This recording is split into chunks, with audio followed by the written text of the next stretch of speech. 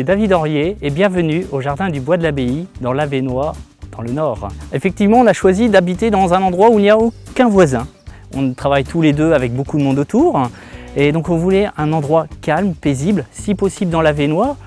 C'est une terre un peu magique, ancestrale, qui est au bout de la France, tout au nord, près des Ardennes, mais avec un climat assez rude, semi-continental, semi-montagnard. En fait, exactement, le jardin est situé dans les envaux. Envaux, E-N-V-A-U-X, en vieux français, ça veut dire les marécages. On respecte notre biotope, on respecte notre terrain, la région, et on s'exprime à travers tout ça. Je suis paysagiste de formation, mais je préférais voir les plantes tous les jours plutôt que de voir du pavage. Donc effectivement, je suis commercial dans l'horticulture.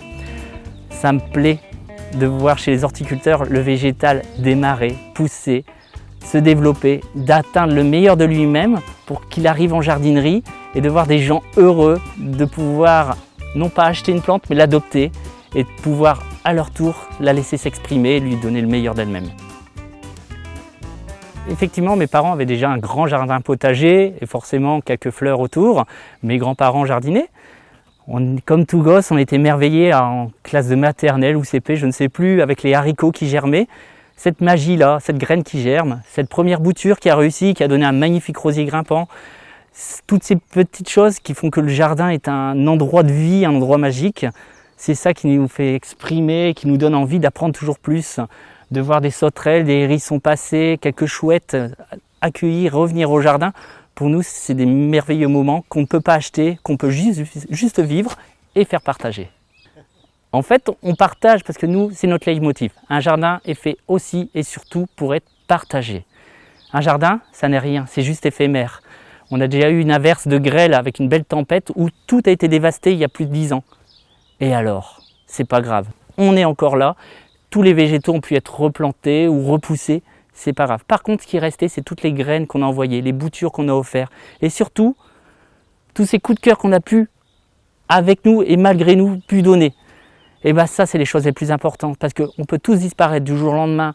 Un jardin peut aussi être dévasté. Peu importe. Ce qui reste, c'est ce que vous avez partagé. On apprend du jardin.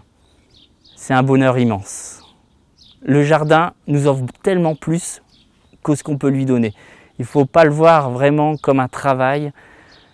C'est un lieu où on s'imprègne. Le fait de faire une photo, de faire un article, de partager, toutes ces choses-là sont des bonheurs immenses. De voir un papillon qui se pose sur une fleur à peine épanouie, de pouvoir admirer sa chenille, quelle sera sa chrysalide, à partir de quand il va partir. Voilà, c'est des petites choses essentielles qui ne s'achètent pas, qui ne font que se vivre. De l'extérieur, notre jardin paraît naturel à la maison et intégré au paysage.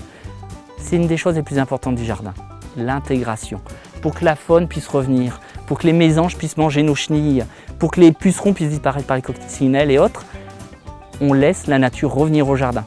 Une fois que tout revient, il n'y a plus grand chose à faire. Nos amis appellent aussi notre jardin le jardin crash test.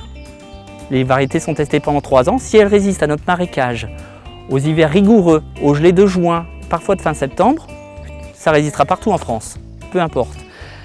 Et donc en fait, c'est vrai que les rosiers sont prépondérants ici, mais le but c'est pas les voir. Ils sont noyés dans les vivaces, dans les annuelles et parfois dans les légumes. Et c'est comme ça qu'ils s'intègrent le mieux. C'est quand ils surgissent et qu'ils nous offrent le mieux de leur floraison, sans avoir des bâtons bien raides. Et c'est comme ça qu'on peut mieux les apprécier, dans une prairie fleurie. Le jardin nous permet de pouvoir nous exprimer, c'est aussi créatif, mais c'est aussi un endroit où on peut se poser. Et là, c'est un bien-être. Bon, maintenant, c'est pas tout ça, mais j'ai encore un petit bouquet à finir.